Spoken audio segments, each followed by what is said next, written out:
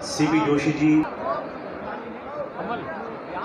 सभी विशिष्ट जन इस समय विश्वास स्वरूपम मूर्ति के समक्ष द्वीप प्रज्वलन उदय।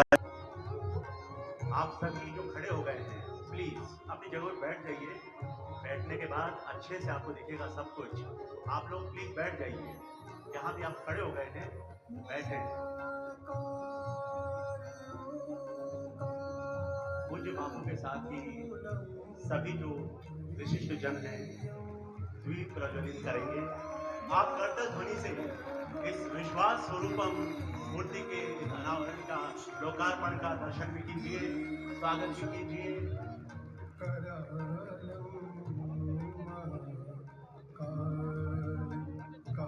विश्व की सबसे ऊंची है शिव मूर्ति जो कि बाहर नजर आती है, यह इसका प्रतिरूप है जो यहाँ पर है, जिसका द्वीप प्रज्वलन किया जा रहा है। पूज्य बापू सबसे पहले द्वीप प्रज्वलन कर रहे हैं। उसके साथ ही हमारे सभी विशिष्ट मेहमान जो आज के दिन यहाँ पर पधारे थे, मुख्यमंत्री महोदय, विधानसभा अध्यक्ष महोदय, तमाम जो विशिष्ट अतिथि हैं।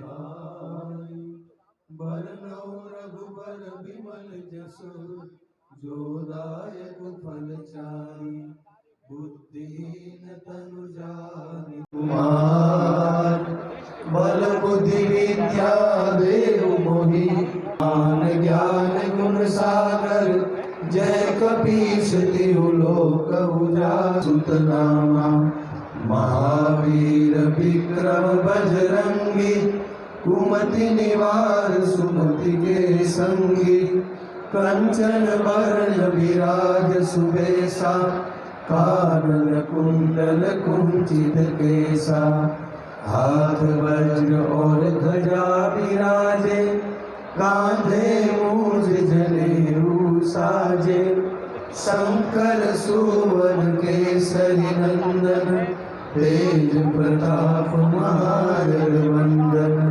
विद्यावान गुणी अति चातुर राम काज करिबे को आतुर। 1-2 मिनट का वक्त वहीं पर और लेंगे। को रसिया सूक्ष्म रूप धरि सियहि दिखावा विकट रूप धरि लंक जरावा भीम रूप धरि असुर संहारे रामचंद्र के काज सवारे लाए सजीवन लखन जियाए श्री रघुवीर हर्षि उर लाए प्रिय भरत सम भाई सहस वदन तुम्हरो जस गावे अस कहि श्रीपति कंठ लगावे सनकालिक ब्रह्मा तुम्हारे देते राम दुआरे तुम रखवारे। पूज्य बापू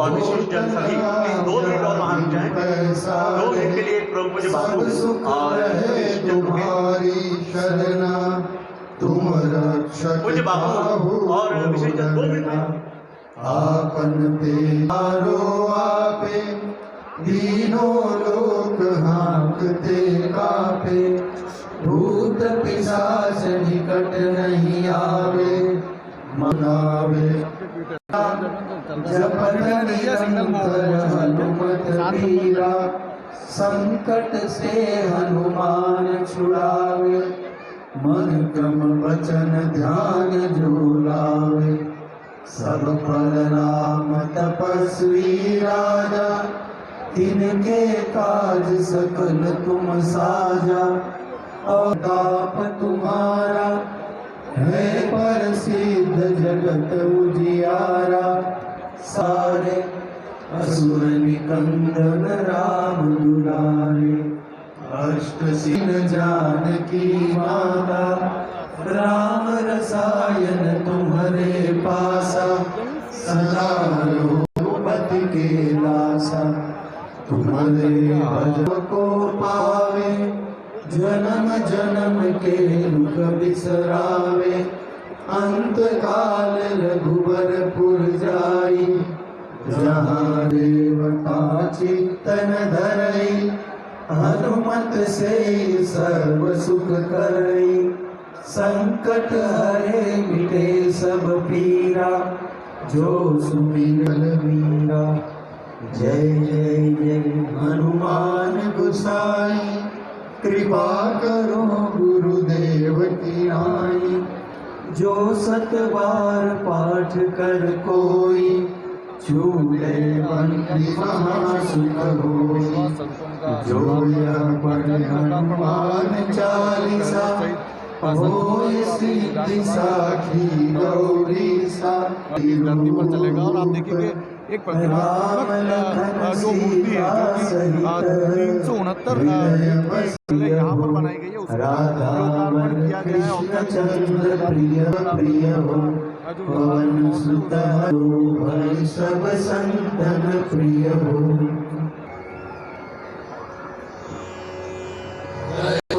विश्वतो लब्धासो अपरिणास, उद्भिद देवानो यथा सदमिदमातिरविमुनिवर्ततां।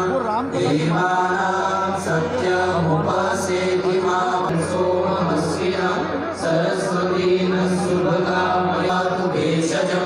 तन्माता पृथिवी तत्पिता द्यौः, तमीशानं जगतस्तुषस्पति। भूमहे वयं पूषा सद्गृहे, रक्षिता आयुर्दत्त स्वस्ति।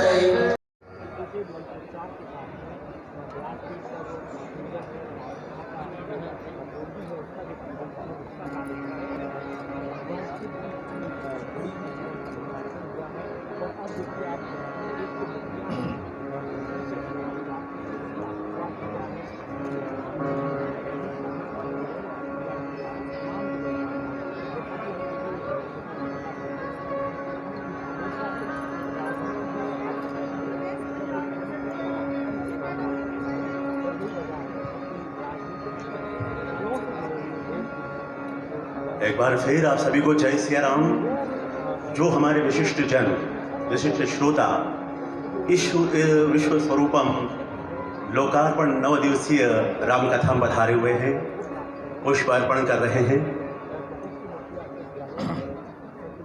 देखिए 5:30 बजे तक मुख्यमंत्री का इस लोकार्पण महोत्सव में रुकने का कार्यक्रम है, जिसमें कुछ देर मुरारी बापू की रामकथा और समग्र अस्तित्व को नवकथा के मंगलाचरण की बहुत बहुत शुभकामनाएं हैं। डब्बोक एयरपोर्ट से डब्बोक एयरपोर्ट से एक बार फिर गुजरात के चुनाव के प्रचार के लिए जो है मुख्यमंत्री अशोक गहलोत यहाँ से उदयपुर से रवाना। आज इस कथा का जो 9 दिवसीय लोकार्पण की राम का पहला दिवस है, बापू का आशीर्वाद जो है सभी पुष्प अर्पण इस समय व्यासपीठ पर उनके द्वारा लिया गया है हो रहा है। औपचारिक रूप से आज आप देखिए राम कथा की शुरुआत जो है वो यहाँ पर हो रही है।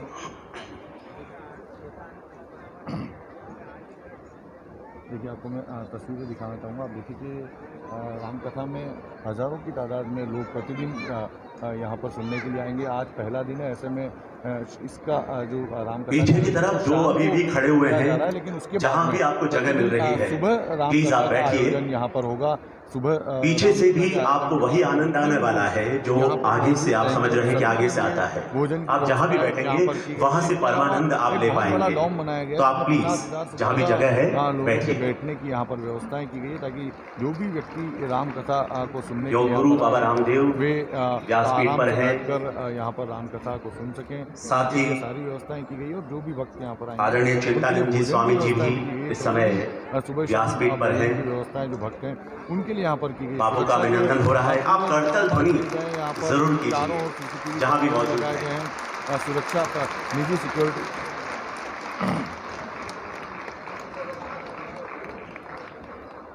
देखिए ये बिल्कुल देखिए ये तत्पदम उपवन संस्थान द्वारा बनाई गई है। जब अस्तित्व करवट लेता है तो एक करवट और दूसरी करवट के बीच की स्मृति भी मिटा दिया करता है। चरण होता है। 369 तो आज बन चुकी है। एक नवकथा के मंगलाचरण में हम सभी व्यासपीठ के जो है उसके समक्ष अंदर हैं। लोग घूम भी सकेंगे, क्योंकि अंदर 4 लिफ्ट बनाई गई है। 110 फीट तक जाने के लिए 2 पुष्पार्पण की इस रस्म के बाद ऊपर तक जाने के लिए लिफ्ट जो हमारे आज विशिष्ट मेहमानगण पधारे हुए हैं 280 फीट और उनके स्वागत के लिए इस ऊंची शिव मूर्ति है 369 फीट तक बड़े राम कथा के रूप अलग ही में एडवेंचर यहाँ यहाँ पर हो पर रहा जो है है। वो देखने को मिलता है। एक अद्भुत राजस्थान विधानसभा के हमारे अध्यक्ष की नुमाइंदगी भी करते हैं, तो ये रस्म बनती है कि आप सभी का स्वागत हो। पूरी तरह से सुरक्षित प्रतिमा है और परम पूजनीय मोरारी बापू सब शब्दों के साथ मैं बाहर से पधारे हुए सभी अतिथियों का हृदय से स्वागत करता हूं और पुनः बापू आपके चरणों में अपना नमन करता हूं और मदन जी को बहुत बहुत साधुवाद और धन्यवाद देता हूं कि इस लोकार्पण के अवसर पर आपने हम सबको आमंत्रित किया। एक बार मैं पुनः इस क्षेत्र का प्रतिनिधि होने के नाते सभी अतिथियों का हृदय से स्वागत करता हूँ। धन्यवाद, नमस्कार। किया है उनके बिना आज मेरी बात उनसे हो रही थी। नाथद्वारा के लिए भी उनका काफ़ी कुछ अर्बन डेवलपमेंट का बहुत बड़ा प्लान है और मैं ये समझ करके चलता हूँ कि जिस बात को वो सोच लेते हैं उसको क्रियान्वित करके ही रहते हैं। ये आशीर्वाद उनको जो है भगवान का है, तभी जो है विश्व की सबसे बड़ी ऊंची प्रतिमा का जो है उन्होंने निर्माण करवाया है यहाँ पर बापू के देन से। तो राम कथा के माध्यम से जो लोकार्पण ये 9 दिन तक चलेगा, मैं ये समझ की बहुत कथाएं यहाँ पर हुई हैं, लेकिन इस प्रकार की कथा मैं ये समझ के चलता हूँ कि निश्चित तौर पर एक अलग सी दिखेगी। ये बापू की मेहरबानी है और मैं बापू की कृपा की वजह से अध्यक्ष और मेरे ही गांव के हमारे विधानसभा के अध्यक्ष के पदाधिकारीगण पधारे हुए। मैं सोचता हूँ मदन जी को मैंने बहुत प्रारंभ में भी देखा।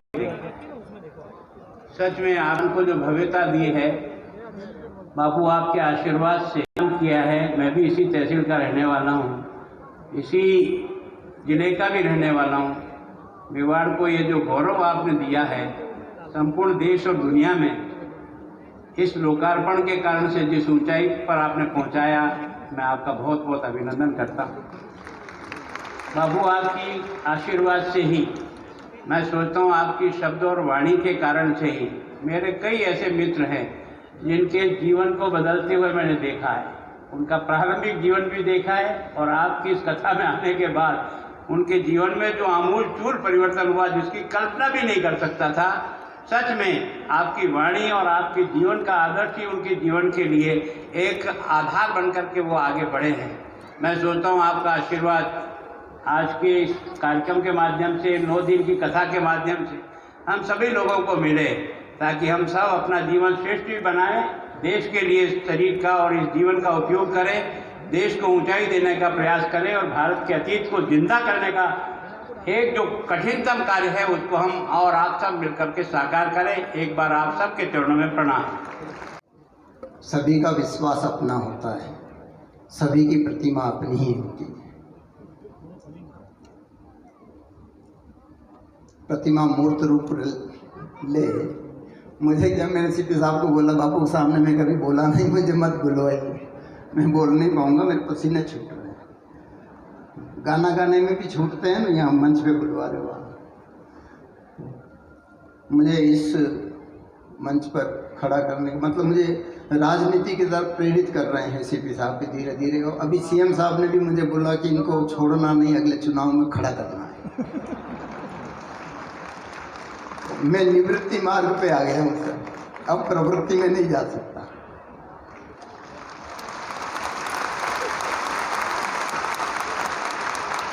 आज से 36 साल पहले 7 नवंबर 1986 को इसी हायर सेकेंडरी स्कूल के प्रांगण में बापू की कथा का आइए हनुमंत विराजिए हुआ था और इस 6 नवंबर को कथा में विसर्जन होते हैं। एक बहुत गूढ़ बात है। मैं 36 साल पहले बापू के एक ऐसा ही कुछ आयोजन हो रहा था, तो एक कौतुक देखने के लिए गया था। कौतुक ऐसा देखा कि अभी कौतुक ही देख रहा हूँ, वापस एग्जिट मुझे मिला नहीं है। और इसी कौतुक देखने में कैद रहना पसंद कर लिया है और जन्म जन्मांतर तक कैद रहूं और इसी भाव में चलता रहूं। यही आशीर्वाद, यही कृपा मैं चाहता हूं। धन्यवाद। सिग्नल भी दे रखा है 7 नंबर पे, देखिए। परम पूज्य मुरारी बापू आदरणीय चिदानंद जी महाराज साहब, कपिल, डॉक्टर सी.पी. जोशी जी, श्री शांति धारीवाल जी, गुलाब सिंह कटारिया जी, रघु शर्मा जी, लाल सिंह कटारिया जी, हमारे मंत्रिमंडल के तमाम और साथी, उदय लाल आंजना, हमारे साथी सतीश पूनिया जी, राजेंद्र की सांसद दिव्या कुमारी जी, प्रीति सक्तावे जी, धर्मेंद्र राठौड़ जी, अतिथिगण, भाई और बहनों, नौजवान साथियों, और इतनी बड़ी तादाद में हम लोग यहाँ इकट्ठे हुए हैं। मुरारी बापू की कथा चलेगी 9 दिन तक। मैं सबसे पहले अपनी ओर से, आप सबकी ओर से और प्रदेशवासियों की ओर से मुरारी बापू का हार्दिक स्वागत करता हूँ। मुरारी बापू से मेरा भी 22 साल पहले मिलना हुआ था, जब जयपुर में रामकथा हुई थी। और लगातार मैं देख रहा हूँ कि आपकी कथा के माध्यम से जो पूरे देश के अंदर, देश के बाहर भी जो संदेश आता है, भगवान राम के मर्यादा पुरुषोत्तम राम थे तो उसी ढंग की कथा, हर प्रसंग में जो ये भाव निकलते हैं वो प्रेम का, भाईचारे का, सद्भावना का संदेश देता है, जिसकी आज सबसे बड़ी आवश्यकता भी देश के अंदर। ऐसी कथाएं जगह जगह पर होनी भी चाहिए, हो भी रही है। तो मदन पालीवाल जी और बापू जी का जो रिश्ता है, अभी मैं एक प्रसंग में बोल भी रहा था कि एक बार आचार्य विनोबा भावे ने कहा था कि मेरा और गीता माता का रिश्ता जो है वो तर्क से परे है। आपका रिश्ता और मदन पालीवाल रिश्ता भी तर्क से परे है। 36 साल से जब आपकी पहली कथा सुनी, तब से वो इतने आपसे प्रभावित हुए, आपके चरणों में नमन किया और अपने आप को समर्पित किया। आप शिष्य के रूप में जो सेवा कर रहे हैं, मैं समझता हूँ वो भी अनोखी है। जिस रूप में मैंने सुना मानसरोवर तक भी आप इकट्ठा कर रहे थे, तो इस प्रकार से मदन पालीवाल जी समाज सेवा भी कर रहे हैं। ये बहुत बड़ी सेवा है कि आप पूरे देश के अंदर, हर कोने के अंदर बापू की कथा का आयोजन करना, भक्ति भाव पैदा करना लोगों के अंदर, समर्पित होके। मैं समझता हूँ कि डॉक्टर सी.पी. जोशी ठीक कह रही थी कि जिस प्रकार से वो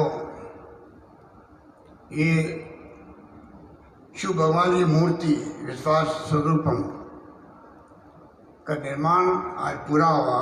10 साल पहले हम लोग सब आए थे यहाँ पर, 10 साल लगे, तो पूरी तरह लगन के साथ में, प्रतिबद्धता के साथ में मदन पालीवाल ने इस काम को संपन्न किया। और ये मूर्ति भी अपना आप में पूरे देश के अंदर, मैंने सुना है पूरी दुनिया के अंदर भी सबसे बड़ी मूर्ति के रूप में स्थापित हुई है। नाम भी विश्वास स्वरूपम रखा गया है। मैं समझता हूँ कि हम सबको इस बात का एहसास है कि मदन पालीवाल ने ये काम एक संदेश देने के लिए किया है, तो वो भी साधुवाद के पात्र हैं। मदन पालीवाल भी साधुवाद के पात्र, धन्यवाद के पात्र हमारे लोग हैं। आज मैं बहुत प्रभावित हूँ, इसलिए मुझे अच्छा लगा कि जब कभी मौका लगता है तो मैं पहले भी आया था नाथद्वारा के अंदर, जब कथा कर रही थी मदन पालीवाल जी ने। एक बात मैं आपके रिक्वेस्ट करना चाहूँगा, मदन पालीवाल जी जिस रूप में अपना औरा बनाया है समाज के अंदर, सेवा कर रहे हैं, और मेरे पास शब्द नहीं, 3 शब्दों में उनको उनके बारे में कहूँ कि वो किस रूप में समर्पित है आपके लिए। पर ये जो एक धंधा करते हैं, बिजनेस करते हैं गुटखे का, ये अब छुड़वा दीजिए इससे।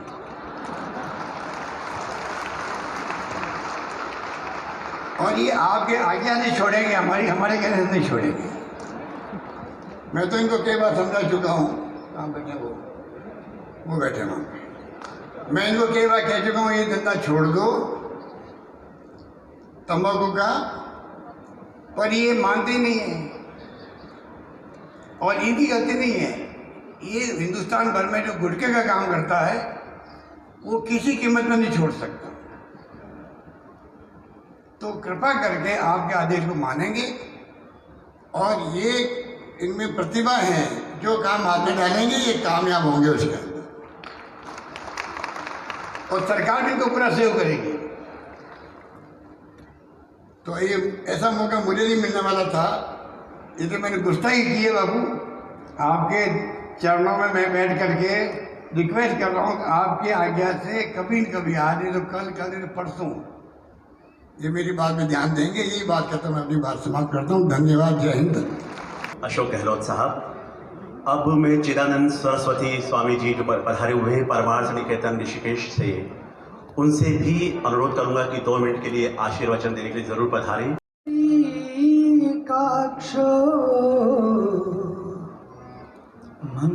मंगलायतनो हरि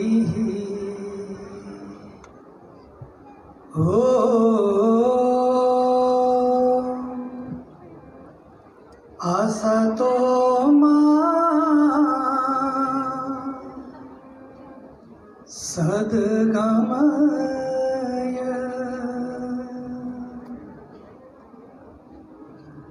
तमसो मा गमय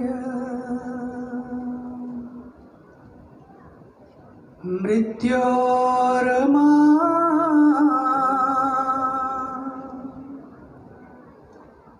अमृतं गमय।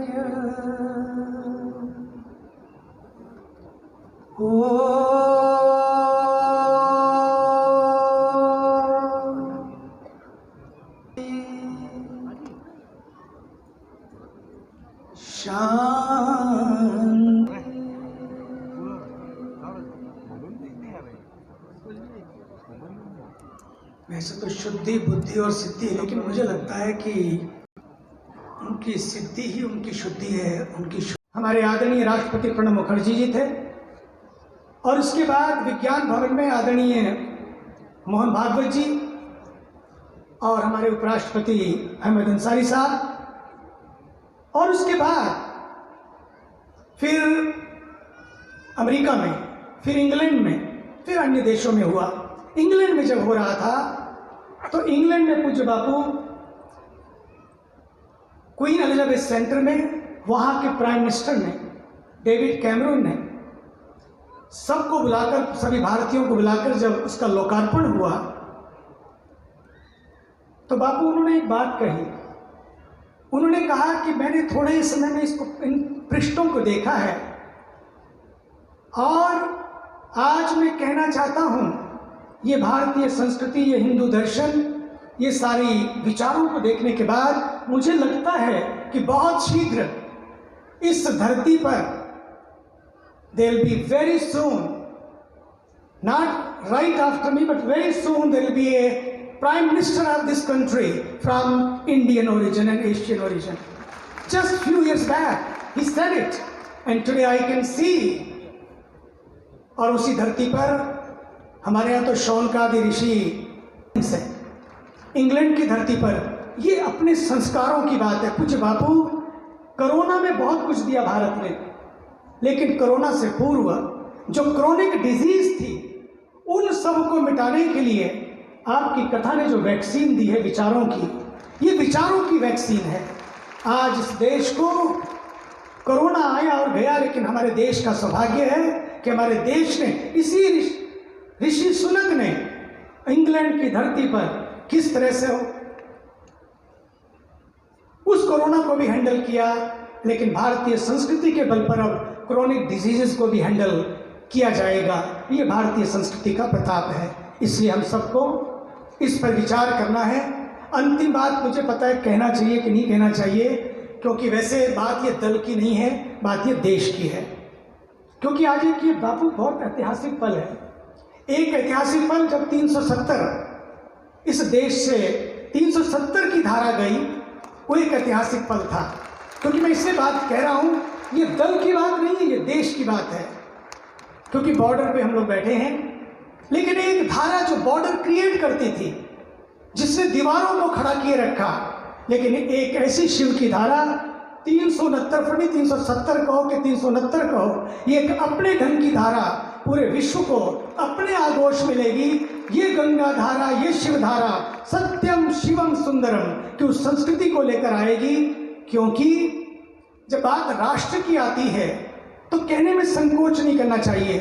तो मैं तो चाहूँगा सब मिलकर, दल की निष्ठा दल की हो, लेकिन जब राष्ट्र की बात आए, देश की बात आए, हम सबको मिलकर काम करना है, मिलकर इसे आगे बढ़ाना है। और राजस्थान की धरती इसके लिए इसी प्रांगण से, इसी शिव जी की प्रतिमा के उस प्रेरणा से मुझे लगता है कि एक बहुत बड़ी नई सृष्टि पैदा कर सकती है। आइए मिलकर काम करें, और यही है हमारी भारतीय संस्कृति। संगच्छध्वम संगवदध्वम संग माता की आवाज कम आई। माता की वंदे मर्यादा पुरुषोत्तम सियावर रामचंद्र की, योगेश्वर श्री कृष्ण चंद्र की, गौ माता की, सत्य सनातन वैदिक धर्म की। ओम नमः पार्वती पतये हर हर।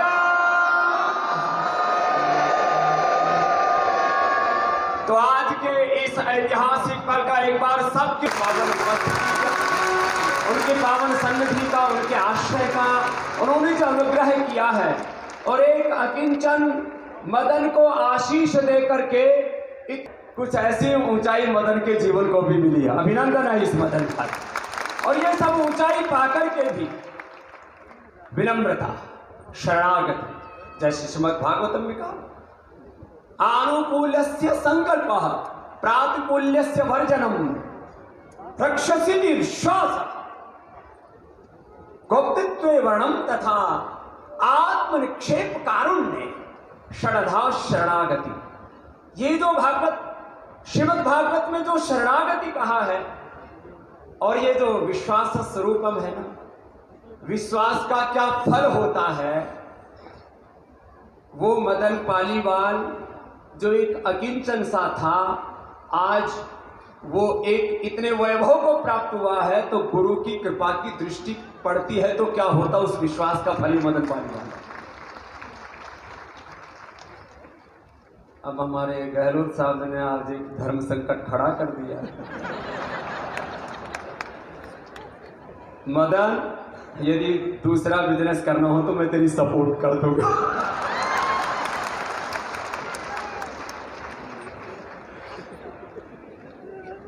देखो भाई, एक बात तो अच्छी है, यहाँ हमारे आदरणीय अशोक गहलोत साहब है, सीपी जोशी साहब है, सब वरिष्ठ हमारे, पूनिया साहब है, गुलाब सिंह जी हमारे, राठौर जी है, दिव्या जी है, सारे धारीवाल साहब है, एक से एक धुरंधर है।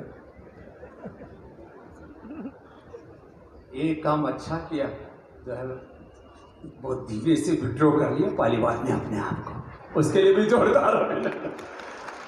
मैंने इसको कभी बोलता हुआ नहीं देखा, हमेशा ऐसे ऐतिहासिक पल किसी बुद्ध पुरुष को, किसी शुद्ध पुरुष को, किसी महापुरुष को, बापू मात्र एक व्यक्ति नहीं है, बापू भारत की सनातन संस्कृति है। और ये मैं कोई आस्था के लिहाज से नहीं कह रहा हूं, मात्र पूज्य बापू का जीवन, उनका आचरण, उनका भारत और भारतीयता के लिए, सनातन के लिए उनका योगदान और उनका राममय जीवन, उनका एक भागवत जीवन।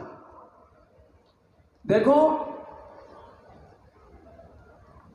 मैं भी 30 वर्ष पहले, जब स्वामी रामदेव को दुनिया में कोई नहीं जानता था, पहली बार जितनी दूर भगवान शिव की प्रतिमा है, लगभग इतनी ही दूर यहां से जितनी वहां तक दूर है, उधर दूर से बैठ करके ऐसे बापू को देखा था।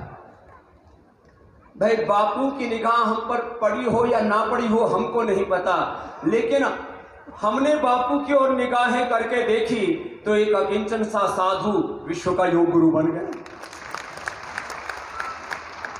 गुरु की दृष्टि मैंने देखा, पूज्य बापू जब कथा, अब यह हमारी ग्राह्यता पर निर्भर करता है कि हम एक बुद्ध पुरुष की, एक महापुरुष की, एक ऋषितुल्य, एक देवात्मा की उस दृष्टि को कितना अपने अंतस में धारण कर पाते हैं। ऐसे बापू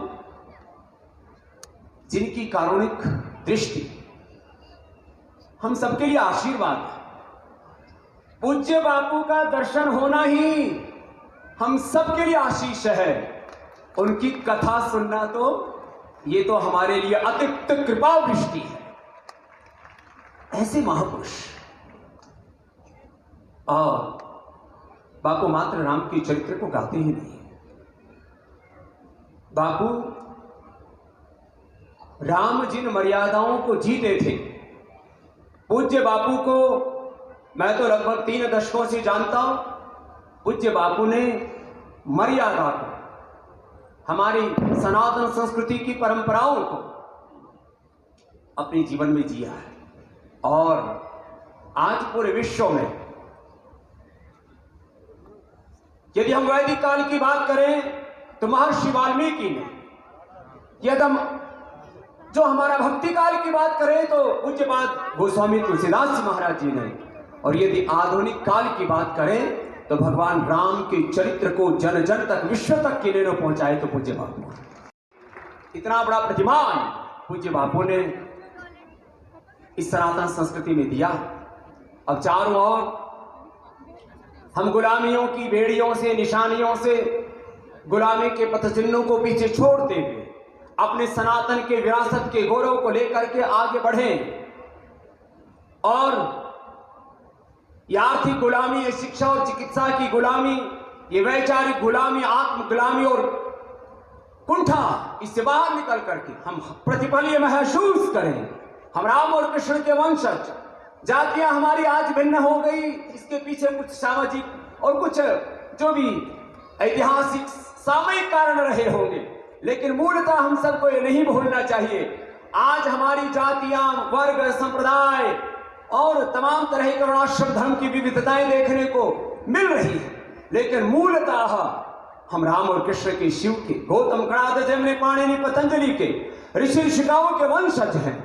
हम सब एक पूर्वजों के वंशज हैं, एक ईश्वर की संतानें हैं, एक भारत माता की संतानें हैं। ये एकता और श्रेष्ठता का बोध हमारे भीतर प्रतिपल रहना चाहिए। माता भूमि ही पुत्र हम पृथिव्या।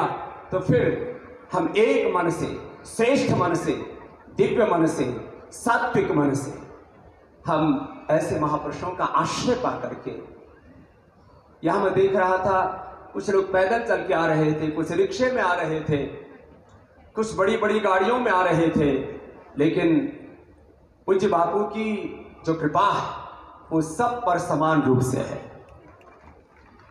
इसमें कोई भेदभाव नहीं। और ऐसे बापू की सन्निधि हम सब के लिए प्रभु का ही साक्षात आशीष है।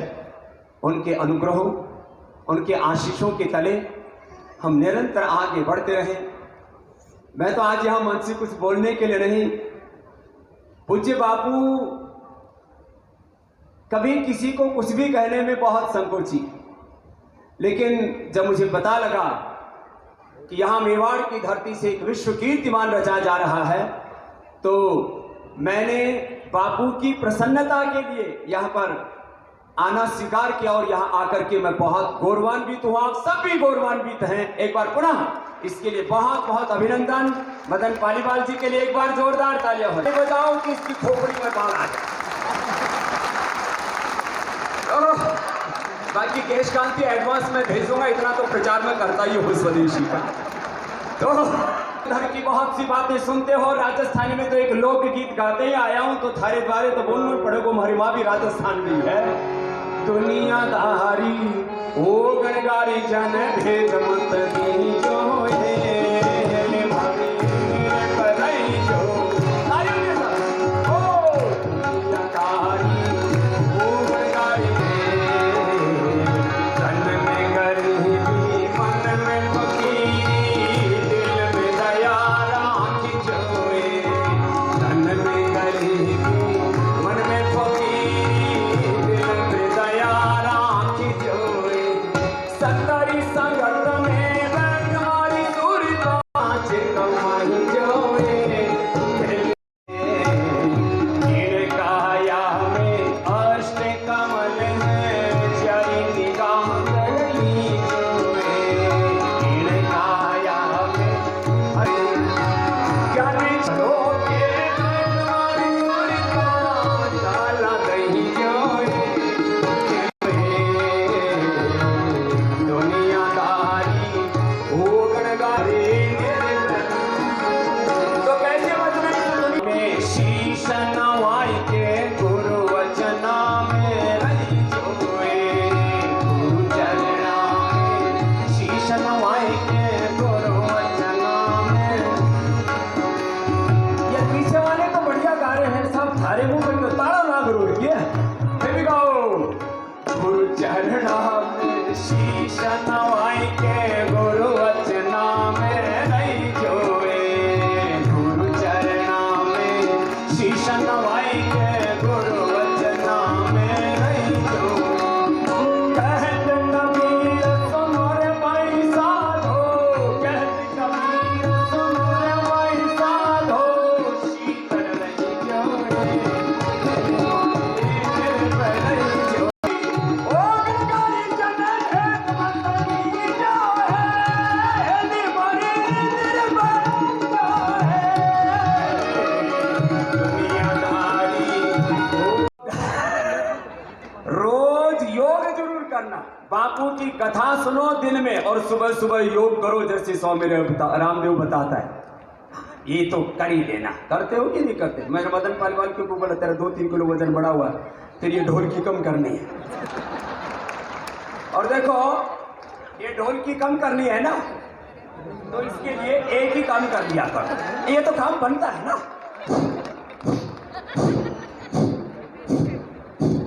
बस ऐसे 100-200 बार कर लो, और फिर जब पतला हो जाए तो ऐसे घुमा लो।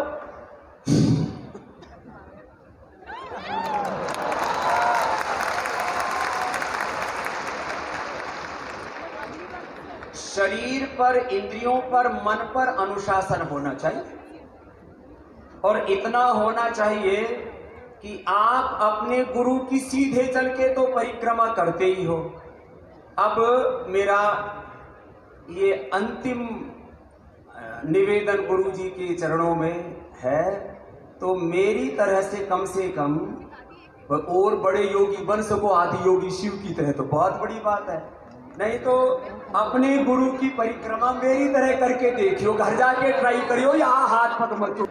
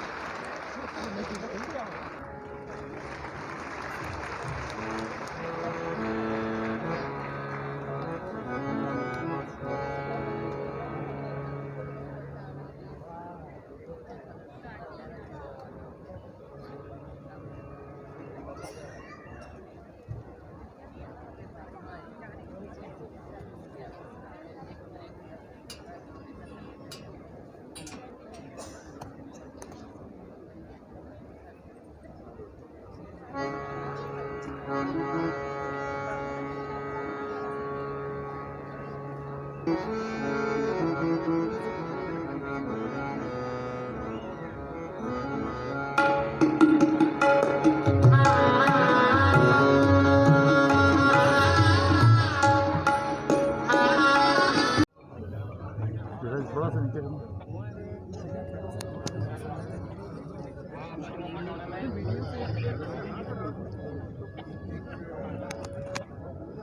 ये भाव पैदा करता है कि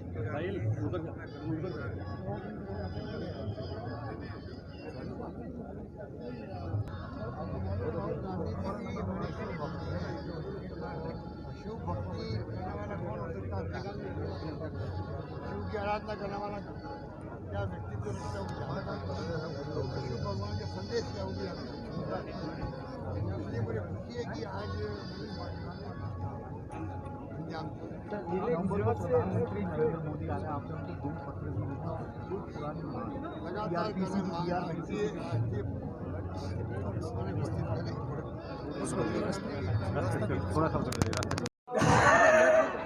रोज योग जरूर करना, बापू की कथा सुनो दिन में और सुबह सुबह योग करो, जैसे स्वामी रामदेव बताता है।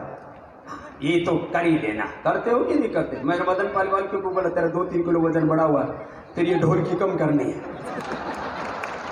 और देखो, ये ढोल की कम करनी है ना, तो इसके लिए एक ही काम कर लिया करो। ये तो काम बनता है ना।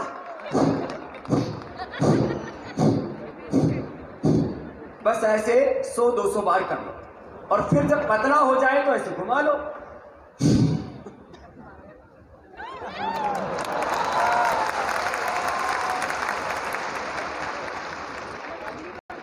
शरीर पर, इंद्रियों पर, मन पर अनुशासन होना चाहिए, और इतना होना चाहिए कि आप अपने गुरु की सीधे चल के तो परिक्रमा करते ही हो।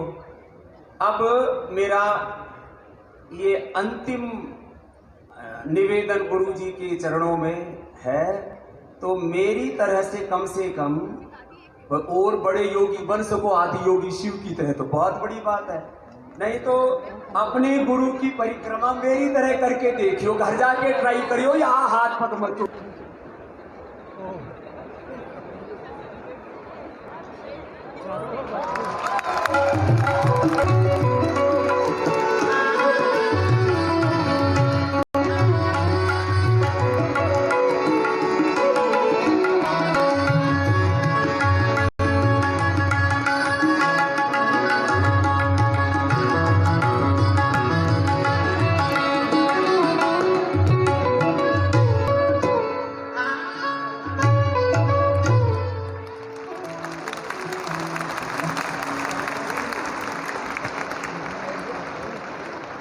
बहुत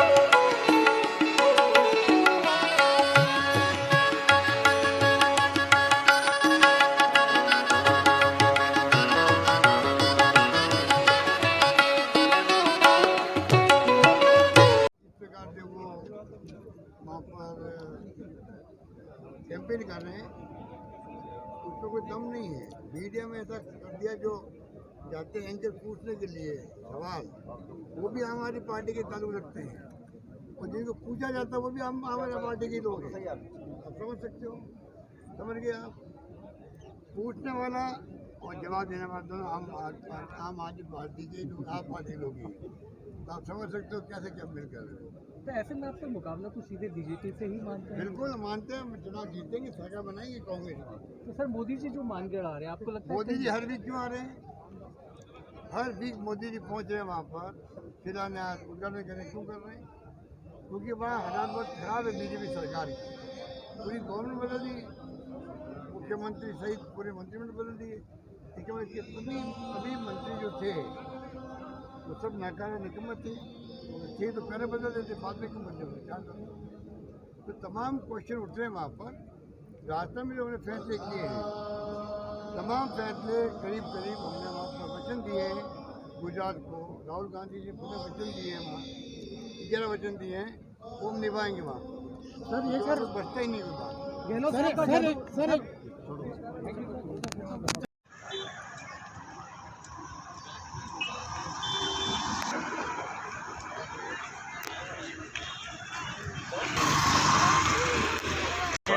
मोबाइल में आपके लोकेशन सब है, लेकिन मैं जो लेके चले जाए एक बात नुकसान है, जब आए तब आए।